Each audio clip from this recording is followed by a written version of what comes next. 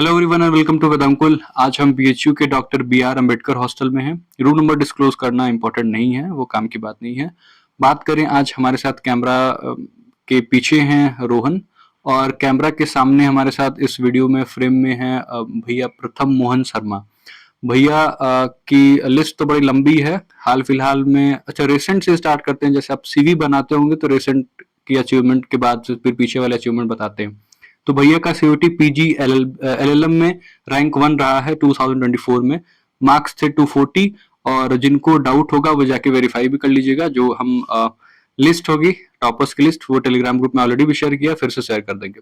बाकी भैया ने एलएलबी अपना जो यूजी था वो कंप्लीट किया था लॉ में 2021 में। भैया अगर मैं करेक्ट हूँ तो 2021 में एलयू से इन्होंने कंप्लीट किया था। वहां एलएलएम में रैंक भैया का 1 था। उसके बाद से डीयू में भैया का रैंक 2 था, और बीएचयू में 2021 एलएलएम में भैया का रैंक जो है वो 5th था, और इस बार रैंक 1 ही है।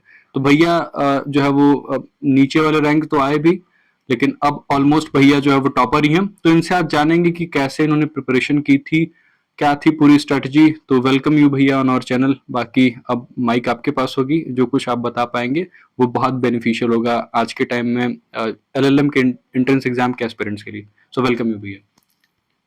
थैंक यू फॉर होस्टिंग मी। मेरी स्टोरी एक्चुअली मैंने अपना LLB 5 year course Lucknow university से कंप्लीट किया है 2021 में। उसके बाद मैंने एलएलएम एंट्रेंसेस दिए, जिसमें एलयू, बीएचयू एंड डीयू का मैंने एंट्रेंस दिया था। उसके बाद मैंने ड्रॉप ले लिया था क्योंकि जुडिशरी और एपीओ की वैकेंसी यूपी में आ गई थी। तो पहले मैंने एडमिशन लिया था दिल्ली यूनिवर्सिटी में, then I took a drop year.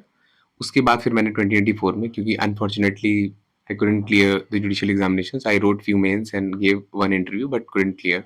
So I decided to join कि अब एलएलएम कर लेना चाहिए फॉर द बैकअप प्लान। तो 2024 में मैंने दोबारा से सीयूटी पीजी के लिए अप्लाई किया and I was fortunate enough to got rank 1।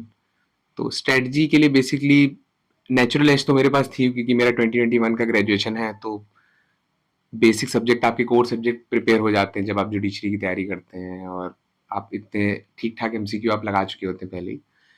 बाकी अगर आप सीयूटी के लिए बात करें तो मुझे लगता है जो माइनर सब्जेक्ट्स हैं वो एक अच्छा रोल प्ले करते हैं एक रैंक स्कोर करने के लिए। अगर आपको एक अच्छे कॉलेज में सीयूटी में एडमिशन लेना है तो आप मेजर सब्जेक्ट्स तो आप कवर करोगे ही, जो कि आप सब कवर कर लेते हैं, सीआरपीसी, आईपीसी, एविडेंस। अगर आप माइनर सब्जेक्ट्स पे कमांड करोगे, जैसे कि white collar crimes, environment law, international, jurisprudence और आईपीआर, तो अगर आप इस पे कमांड करते हो तो आपको रैंक एक अच्छा स्कोर कर सकते हैं। तो मेरी एक एडवाइस सबको यही रहेगी कि आप मेजर सब्जेक्ट्स जो बेयर बेस्ड सब्जेक्ट हैं उसमें आपको सेक्शंस याद करने हैं, मेजर केस लॉज देखने हैं, लेकिन माइनर में आप उसको एकदम मत छोड़िए। आप एटलीस्ट उसका बेसिक जरूर तैयार करिए। फॉर एग्जाम्पल, अगर आप कंपनी लॉ तैयार कर रहे हैं तो आप अपने आप से 4-5 टॉपिक डिसाइड कर लो जो आपको लगता है कि काफी क्रूशियल है एग्जाम्स में आने के लिए। Suppose director meeting, types of company, and the members which may be the maximum number that can be allowed in a particular company. उसके बाद आप देख सकते हो वाइट कॉलर क्राइम में जब आप सीयूटी का सिलेबस देखोगे तो आप देखोगे कि वो सिलेबस काफी डिटेल सिलेबस देते हैं। तो अगर आप पूरा सब्जेक्ट ना करना चाहो तो एटलीस्ट आप, सपोज आप वाइट कॉलर क्राइम पढ़ रहे हो, तो एटलीस्ट जो कमेटी मेंशन कर रखी है उस कमेटी की ईयर, देयर रिकमेंडेशंस, फिर जो पर्टिकुलर एक्ट आ रहा है उसकी रिकमेंडेशंस, इतना आप देख सकते हो। आप सिर्फ एक पेज का नोट्स बनाओ अपना, जैसे जो मैंने किया था कि अगर आप आईपीआर बना रहे हो तो आईपीआर का अगर आपके पास बहुत कम टाइम बचा है, 2 महीने बचा है, आप मेजर पे अपना ज्यादा ध्यान दोगे, तो एटलीस्ट सारे एक्ट की बेसिक टेन्योर, ट्रेडमार्क एक्ट हो गया, कॉपी एक्ट हो गया, जितने भी टाइम लिमिट्स दे रखी है वो, और उनकी बेसिक डेफिनेशंस, इतना आप कर सकते हो। इससे क्या होगा, बेसिकली आपको साइकोलॉजिकल एडवांटेज होगा कि आपने पूरा सिलेबस कंप्लीट किया एक बार। क्योंकि आप एकदम छोड़ के जाओगे तो आप उसके बेसिक क्वेश्चंस भी नहीं कर पाओगे। तो एक तो मेरा एडवाइस रहेगा कि आप बेयर बेस्ड सब्जेक्ट्स पे पूरा बेयर पे कमांड रखें शुरू से आखिर तक। अभी भी आपके पास फेब, आई थिंक मार्च में एग्जाम है, मार्च में भी है। तो आपके पास 1 मंथ है, आप उसमें बेयर पे कमांड कर सकते हो। उसके बाद जितने माइनर है, आप एक सीयूटी पीजी का आप सिलेबस प्रिंट कराइए, उसमें आप यूनिट वाइज देखिए कि कौन कौन से माइनर सब्जेक्ट्स हैं। As far as I remember, environment law, white collar crime, international, IPR and all, ये सब है, उसमें बहुत डिटेल सिलेबस है। तो आप जो टॉपिक दिया वो उसको रिवर्स में सर्च करिए। अगर आपको कोई कमेटी की रिपोर्ट दे रखी है, एनएन वोरा कमेटी की रिपोर्ट व्हाइट कॉलर क्राइम में दे रखी है, मेरे टाइम पे क्रिमिनोलॉजी, विक्टिमोलॉजी, पिनोलॉजी एक सब्जेक्ट था, अभी भी अभी उस सब्जेक्ट को लोग पूरा छोड़ के चले आते हैं कि अरे इसमें क्या तैयारी करेंगे। बट आप सिर्फ 2 क्वेश्चन आए थे, आई रिमेंबर करेक्टली, कि the word criminology is coined by which writer and word victimology is coined by which writer. तो इतना बेसिक क्वेश्चन है ये कि अगर किसी ने एफर्ट किया होगा सिलेबस को थोड़ा अंडरस्टैंड करने के लिए, तो वो बहुत अच्छे से स्कोर कर पाया होगा। तो मेरी सलाह यही रहेगी कि आप मेजर पे कमांड करें और प्री पे आप एकदम ना छोड़ें, सिलेबस के टॉपिक वाइज को रिवर्स में स्टडी करें। और एक और मैं एडवाइस देना चाहूंगा, अगर जो मैंने पर्सनल अपने एक्सपीरियंस से सीखा है इतने प्रिलिमिनरी एग्जाम्स में अपीयर होने के बाद और एलएलएम एंट्रेंस देने के बाद, कि 1/4 निगेटिव में आप जेनरस अटेम्प्ट नहीं करते हो। जिस एग्जाम में 1/4 निगेटिव है उसमें आपको बहुत जेनरस अटेम्प्ट करना चाहिए, मैक्सिमम अटेम्प्ट करना चाहिए। क्योंकि अगर आप 10 क्वेश्चन हैं, अगर आप 2 ऑप्शन को एलिमिनेट कर लेगा इजीली, तो आपको 100% वो क्वेश्चन एलिमिनेट अटेम्प्ट करना चाहिए। क्योंकि एनी अगर आपने 2 क्वेश्चन भी सही कर दिए, you will and up getting 0, आप निगेटिव तो नहीं जाओगे। बट लोग क्या करते हैं कि बहुत ज्यादा ससेप्टेबल हो जाते हैं कि विल नॉट अटेम्प्ट, तो उसमें क्या होता है, मार्क्स ड्रेस्टिकली डाउन होते हैं। तो ये मेरा एक अपना, मैंने जो पर्सनल एक्सपीरियंस से सीखा है कि आप अटेम्प्ट बहुत जेनरस रखिए। बाकी आप लगातार एमसीक्यूज लगाइए, मेजर के एमसीक्यूज लगाइए, माइनर के एमसीक्यूज आपको बहुत ज्यादा मिलेंगे नहीं और आप उसको बहुत ज्यादा ढूंढे भी नहीं। एमसीक्यू आप ज्यादातर मेजर लॉ पे ही फोकस करें। माइनर पे अगेन मैं वही बोल रहा हूँ, आप रिवर्स स्टडी करिए, जो टॉपिक दिए हुए उसको रिवर्स में सर्च करिए, एक यूनिट का 1 पेज का नोट्स बनाइए एट मैक्स 2, और उसी का रिवीजन करिए। एक दिन दीजिए नोट्स में, बाकी आप लगातार जब तक एग्जाम नहीं होता आप उसका रिवीजन करिए। आप you'll surely get success in this particular exam. Priya ने एक बहुत इंपॉर्टेंट बात बताई कि wherever you get 1/4 negative marking, जिस भी एग्जाम में हो, तो वहां क्या है कि मैक्सिमम अटेम्प्ट करने चाहिए। ऐसा मैंने भी अपने पर्सनल लाइफ में बहुत बार एक्सपीरियंस किया है। मुझे याद है भैया, जब मैं LLB में अपीयर हो रहा था, तो वहां भी मुझे एग्जैक्टली उस टाइम तक मैंने बहुत पता भी नहीं किया था कि वहां नेगेटिव मार्किंग है नहीं है। मैंने वहां भी पूरे अटेम्प्ट किए थे, मेरे भी अच्छे खासे रैंक आए थे। और भी कई सारे एग्जाम्स में मैंने भैया ऐसा ही किया हुआ कि इतना बैड लक होगा ही नहीं कि भैया ने जैसे 10 क्वेश्चन का एग्जाम्पल बताया है उसमें 2 तो आपके सही हो ही जाएंगे, इतनी भी खराब आपकी नसीब या लक नहीं होगी। तो 1/4 था नेगेटिव मार्किंग इस साल भी, तो मैक्सिमम अटेम्प्ट करिए, आपको अटेम्प्ट करना ही चाहिए। और वही बात है कि अगर आप प्रयास ही नहीं करेंगे तो फिर सफलता की तरफ जाने के चांसेस ही कहाँ बनेंगे। तो मैक्सिमम अटेम्प्ट आपके मार्क्स ज्यादा ले जाने की तरफ आपको अग्रसर करेंगे।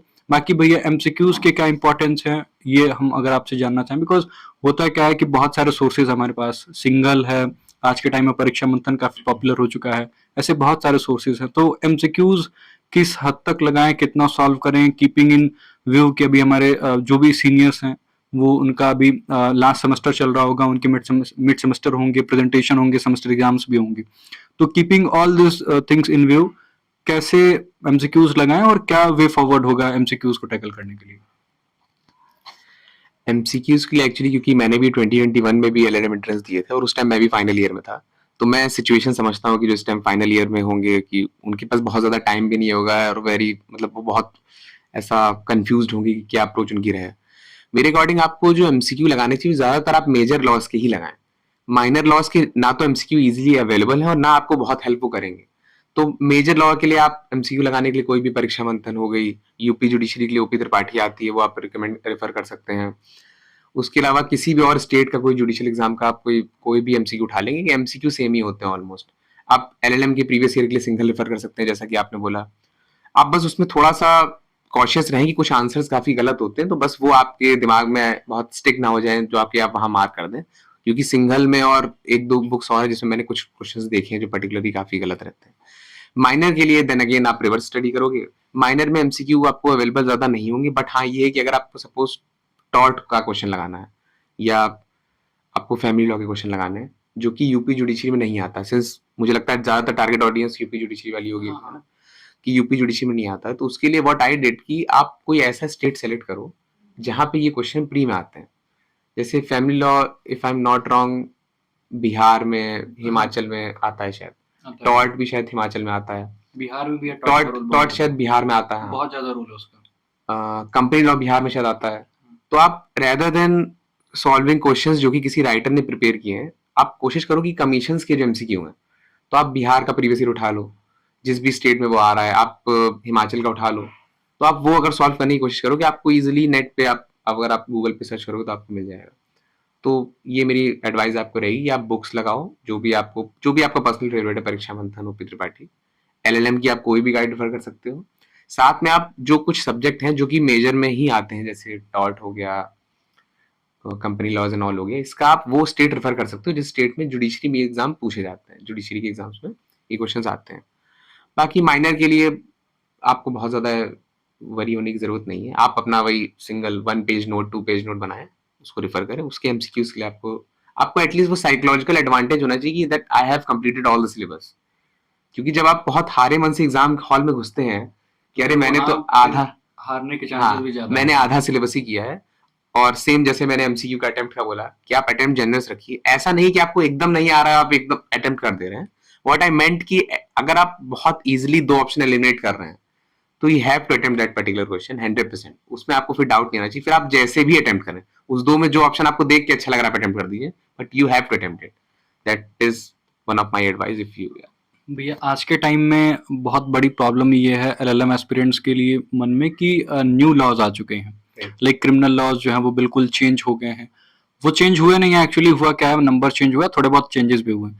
लेकिन सेक्शन ही बहुत बार पूछा जाता है एग्जाम में डायरेक्ट कि ये प्रोविजन या फिर ये चीज कौन से सेक्शन में है।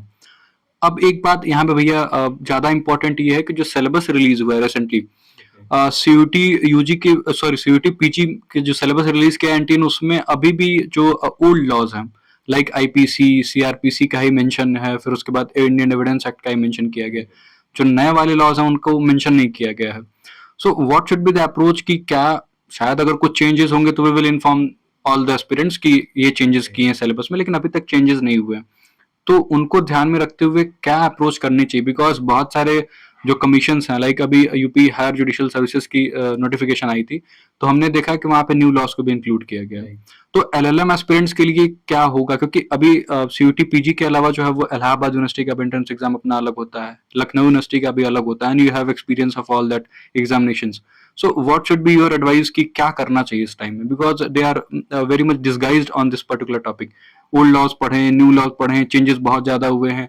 जो 302 307 हुआ करता था वो अब 100 के आसपास में आ गया है, तो बहुत ड्रास्टिक चेंज सेक्शंस में तो एटलीस्ट हुए ही है। तो इसमें क्या अप्रोच होनी चाहिए? Actually I have seen the syllabus also. आज जैसा आप बता रहे थे कि उन्होंने ओल्ड लॉज को ही उसमें मेंशन किया है। मेरे हिसाब से क्योंकि आपके पास एक तो टाइम बहुत कम है, तो आप न्यू लॉज पूरे तो नहीं पढ़ सकते हो। आप सिर्फ ओल्ड लॉज ही पढ़ो, क्योंकि उन्होंने विथ ईयर मेंशन किया है। जैसे एलयू सिलेबस में they mention criminal laws, they don't mention the act itself. But यहाँ पे इन्होंने जब सिंस ईयर के साथ मेंशन किया है, तो I am not sure, but I would suggest कि आप ओल्ड लॉज के साथ ही स्टिक करो। At max you can do is कि जितने मेजर मेजर सेक्शंस हैं, जैसे डॉलिन कैपेक्स, मर्डर, रेप, मेजर ऑफेंसेस के सेक्शन है, उसको हाँ अबेटमेंट, उसको आप एक कंपैरेटिव एनालिसिस ले सकते हो। वो भी that too after completing all your syllabus. आप पहले मेजर कर लो, माइनर कर लो, उसके बाद अगर आपके पास टाइम बचता है तब आप देख सकते हो। वरना आई वुड नॉट सजेस्ट कि आप न्यूज लॉस पढ़ो, इवन इफ उन्होंने ओल्ड लॉस आप क्लियरली एकदम मेंशन कर रखा है। तो आई वुड सजेस्ट कि आप पहले ओल्ड लॉस कर लो, पहले माइनर सब्जेक्ट्स कर लो, उसके बाद अगर आपको टाइम बचता है तो मेन जो सेक्शंस हैं उनका आप एक कंपैरेटिव व्यू ले सकते हो। इसके साथ मैं ये बताना चाहूंगा, जो माइनर लॉस का मैंने बताया था, जब मैंने एग्जाम दिया था तो उसमें life insurance corporation act, RBI act, ये सब भी उसमें मेंशन था। तो सीयूटी के सिलेबस में तो लोग ऐसा करते हैं, उसको एकदम छोड़ के चले जाते हैं कि अरे ये नहीं करना है, और शायद क्वेश्चन भी 1-2 ही आते होंगे। What you can do is कि जैसे आप एक्ट डाउनलोड करो और 4-5 सेक्शन जो आपकी फेवरेट सेक्शन आपको लगते हैं, बीइंग एग्जामिनर की अगर आप एग्जामिनर होते तो आप उसमें से 4-5 कौन से मेजर सेक्शन उठाते, आप वो 5 सेक्शन उठाओ, उस 5 सेक्शन को याद कर लो। जैसे आरबीआई एक्ट आप पढ़ोगे तो उसमें सर्टेन कमिटीज मेंशन है। आरबीआई एक्ट का ईयर आप देख सकते हो। एलआईसी में आपने एलआईसी की गारंटी कितने रुपीस तक सेंट्रल गवर्नमेंट लेती है, ये 5-6 सेक्शन मेजर आप लिख सकते हो किसी से। इससे क्या होगा कि आपको एक तो साइकोलॉजिकल एडवांटेज आपको होगा, दूसरी चीज आप पूरा एक्ट नहीं छोड़ रहे हो। अगर उस एक्ट से बेसिक क्वेश्चन आएगा तो you will be able to solve it. तो मेरी एडवाइस यही रहेगी आपको कि माइनर में, देन अगेन मैं वही कह रहा हूँ, after completing your major, minor में आप एक्ट भी डाउनलोड करिए। जैसे प्रिवेंशन ऑफ करप्शन एक्ट, अगर आप एक्ट डाउनलोड करेंगे तो उसके 4 से 5 सेक्शन, 6 सेक्शन जो आपको सबसे इंपॉर्टेंट लगते हैं, आप किसी से पूछिए, बहुत सब्जेक्टिव एनालिसिस आपका करिए कि आपके अकॉर्डिंग अगर आप एग्जामिनर होते तो सबसे इंपॉर्टेंट क्वेश्चन इसमें से क्या बनता। आप उतना बेसिक कर लीजिए, आपको ये रहेगा कि हो सकता है 1-2 क्वेश्चन अगर बेसिक आए तो you will be able to solve it.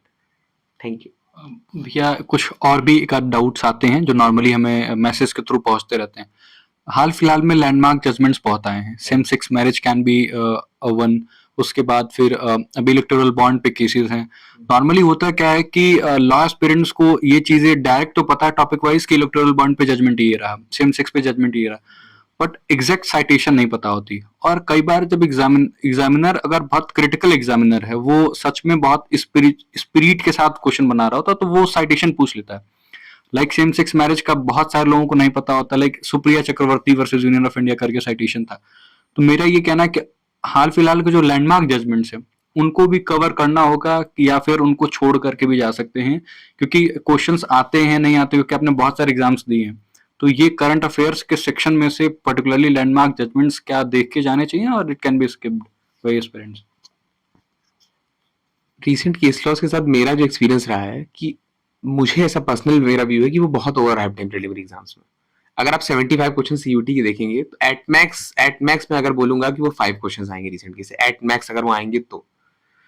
अब किसी पर्टिकुलर ईयर में चेंज हो सकता है, और उसके लिए आई वुड से कि आप देखो, ऐसा नहीं कह रहा हूँ कि मैं आप एकदम ना पढ़ो, बट रिसेंट केस लॉस का बहुत ओवर हाइप तो है मार्केट में कि आप बिल्कुल साइटेशन याद कर लो, सब याद कर लो।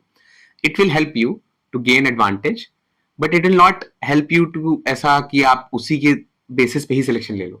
It will not be like that. तो मैं रिकमेंड आपको करूंगा कि साइटेशन का सीयूटी पीजी में तो इट इज टोटली इररिलेवेंट। आप अगर आपको केस लॉ का नाम याद है तो आप you will be able to solve it.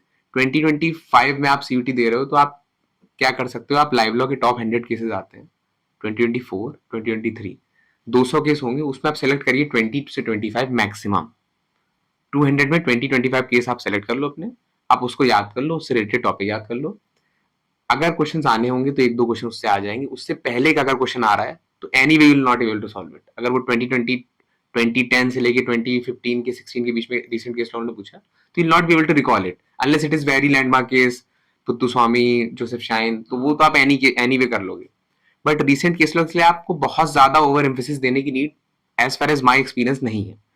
अगर आप बेयर बेस्ड क्वेश्चंस कर लोगे तो भी आपका सिलेक्शन की प्रोबेबिलिटी काफी हाई हो जाती है।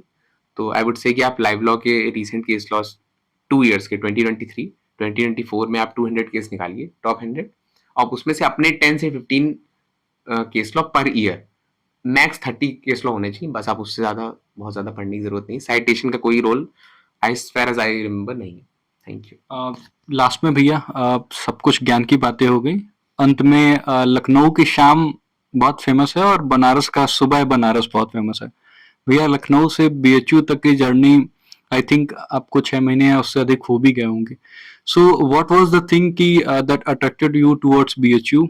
एलयू में भी आप अच्छे खासे रैंक लाए, वहां से भी एलएलएम कर सकते थे, बट कुछ तो ऐसा रहा होगा जो शाम बनारस से सुबह की तरफ लेके चला आया, कुछ तो ऐसा रहा होगा। The main reason was कि I've never stepped out my home since I born and brought up in Lucknow only। तो मेरी पूरी एजुकेशन लखनऊ में ही हुई है since my birth, मेरा ग्रेजुएशन, स्कूलिंग। तो I had to step out, जिसके लिए मैंने डीयू में एडमिशन लिया था 2021 में, बट उस टाइम कोविड का रहा था तो सब ऑनलाइन क्लास ली, then I took a drop year also. तो बीएचयू का मेन रीजन मेरा ये था कि first is the beauty of city of Banaras. Banaras की जैसे आपने बोला कि सुबह बनारस शाम अवध, तो वो तो एक रीजन था ही। साथ में ये था कि क्योंकि मुझे जुडिशरी की प्रिपरेशन करनी थी, तो बीएचयू में जो 2 ईयर जनरल जो एलएलएम कोर्स है, ये काफी फ्लेक्सिबल कोर्स है, जिसमें आपको टाइम मिलता है आपको साथ में प्रिपेयर करने का। सॉरी टू इंटरप्ट भैया, एक बार ये भी इंक्लूड कर लीजिए अपने बात में कि कितने क्लासेस चलती हैं एक दिन में? 2-3 क्लासेस ही होती हैं, या बहुत हेक्टिक शेड्यूल जैसे एलएलबी वाले स्टूडेंट्स बोलते हैं? राइट। तो वो अगर आप बता पाएं। एक्चुअली शेड्यूल क्लासेस हम लोग की 3 to 4 होती है मैक्सिमम, और प्रैक्टिकली कितनी चलती हैं वो आप बीएचयू आके देखें तो वो ज्यादा बेटर होगा, but you will get enough time. I think it's a good hint कि आपको 2 ईयर जनरल एलएम में काफी टाइम मिलेगा प्रिपेयर करने के लिए। फीस भी काफी कम है। फीस भी काफी कम है जनरल एलएम में, आपको टाइम मिलेगा, प्लस आपके पास ऐसा रहेगा कि आप जुडिशरी से सिमिलर सब्जेक्ट्स को ऑप्शनल में ले सकते हो। जैसे 1 ईयर एलएम में एचआरडी में आपको जुडिशरी के पैरेलल कोर्स नहीं चलता है, बट अगर आप 2 ईयर जनरल लोगे, since my mandatory subject was constitution in the first semester and I took optional of contract group. तो कॉन्ट्रैक्ट ग्रुप में हम लोग के वही कॉन्ट्रैक्ट 1 कॉन्ट्रैक्ट 2, तो जो एनीवे हम लोग को पढ़ना होगा जुडिशरी के लिए। So that was the chief reason behind me taking admission in BHU 2 year general course. बाकी एक रीजन था कि अगर आपकी रैंक अच्छी आती है तो आपको BR अम्बेडकर हॉस्टल में मिलता है, जो कि आपको सिंगल रूम मिलता है, which is very cost effective, pocket friendly, और as compare to Delhi, Banaras city is also very cost effective. तो ये 2-3 रीजन थे, प्लस काशी विश्वनाथ और जो सिटी की वाइब है वो तो एक रीजन था ही। तो ये कुछ रीजन थे मेरे BHU ऑप्ट करने के। भैया ने बहुत जेन्युइनली बता दिया है कि एक तो बहुत इंपॉर्टेंट बात है कि बनारस शहर लोगों को खींच लाता अपनी तरफ। दूसरी बात ये है कि कॉस्ट इफेक्टिव शहर है, बहुत पैसे नहीं लगते हैं आपके। जेन्युइनली आप यहाँ पे सर्वाइव कर पाते हैं और अच्छे से रह भी पाते हैं। सर्वाइव वर्ड थोड़ा सा, लेकिन फिर भी आप अच्छे से रह पाते हैं यहाँ। कॉलेज के बारे में भैया ने बता दिया, ठीक ठाक जो है वो सब्जेक्ट ग्रुप मिल जाता है, जो भी सब्जेक्ट्स हैं वो आपको हेल्प करते हैं आपकी जुडिशरी के लिए भी, और टाइम ठीक ठाक मिल जाता है आपको। और एक बात और भी है कि हॉस्टल जस्ट फैकल्टी के बगल में है, तो 2 मिनट भी शायद नहीं लगता, मुझे लगता है पैदल जाने में। तो बहुत सारी खूबियां हैं BHU के बारे में, उस पर कभी और बात करेंगे।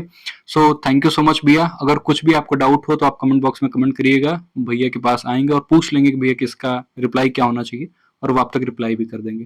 सो थैंक यू सो मच भैया, लखनऊ से आप बनारस में आए हैं। आपको बहुत सारी ढेर सारी शुभकामनाएं, आप हमारे सीनियर हैं, और मुझे उम्मीद है कि जो भी लोग वीडियो देख रहे हैं, अगर वो BHU में आते हैं, LLM परस्यू करेंगे, वो आप भी हमारे सीनियर होंगे और भैया के जूनियर होंगे। So we all will be welcoming you all in our faculty. So thank you so much भैया वंस अगेन, और कंग्रेचुलेशंस कि आपने बहुत सारे रैंक लाए हैं, एंड बेस्ट विशेष कि जल्दी किसी जुडिशरी के एग्जाम में भी आपके अच्छे रैंक आए और फिर से हम एक इंटरव्यू कर रहे होंगे। थैंक यू सो मच भैया, थैंक यू सो मच।